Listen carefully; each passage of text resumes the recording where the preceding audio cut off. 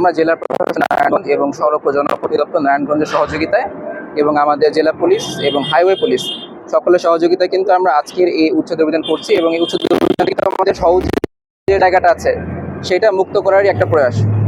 আর যেটা বললেন যে এখানে আপাতত এখনো পর্যন্ত কোনো অপ্রীতিকর ঘটনা ঘটেনি যতটুকু আমি দেখেছি।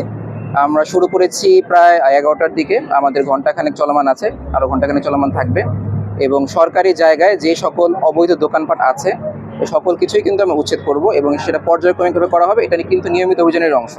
এইটুকুই না, আমাদের কিন্তু এই যে ঢাকা চিটাগাং হাইওয়ে সাইনবোর্ড থেকে শুরু করে কাঁচপুর পর্যন্ত এই অংশটুকু কিন্তু খুবই ক্রুশাল। আপনারা জানেন এখানে মোড়ে মোড়ে দেখবেন যে অবৈধ হকার রাস্তা দখল করে, আমাদের 3 লেনের রাস্তা দেখা যায় যে 2 লেন দখল করে 1 লেনে গাড়ি চলাচল করছে।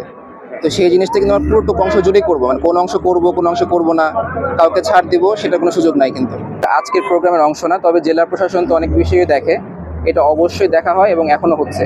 আমরা হাইওয়ে পুলিশ, জেলা প্রশাসন সহ সংশ্লিষ্ট যারা আছেন, যত স্টেক হোল্ডার আছেন সবাইকে নিয়ে আমরা কাজ করছি এবং একই সাথে আজকে আমি শুরুতে যেটা বলেছি, আমাদের কিন্তু সাধারণ মানুষের, আমাদের ব্যবসায়ীদের সবার কিন্তু সহযোগিতা লাগবে। সবার সহযোগিতা পেলে অবশ্যই আমরা সফলভাবে কাজটা করতে পারবো।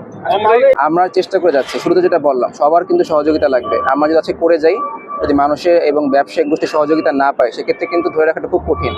বাট আমরা নিয়মিত অভিযানের অংশ হিসেবে আজকে আসছি এবং কন্টিনিউ করে যাবো। এটা দেওয়ার পরে আবারও বসে এবং আমাদের সামনে সেটা প্রকাশিত হয়, আমরা যথাযথ আইনানুগ ব্যবস্থা গ্রহণ করবো।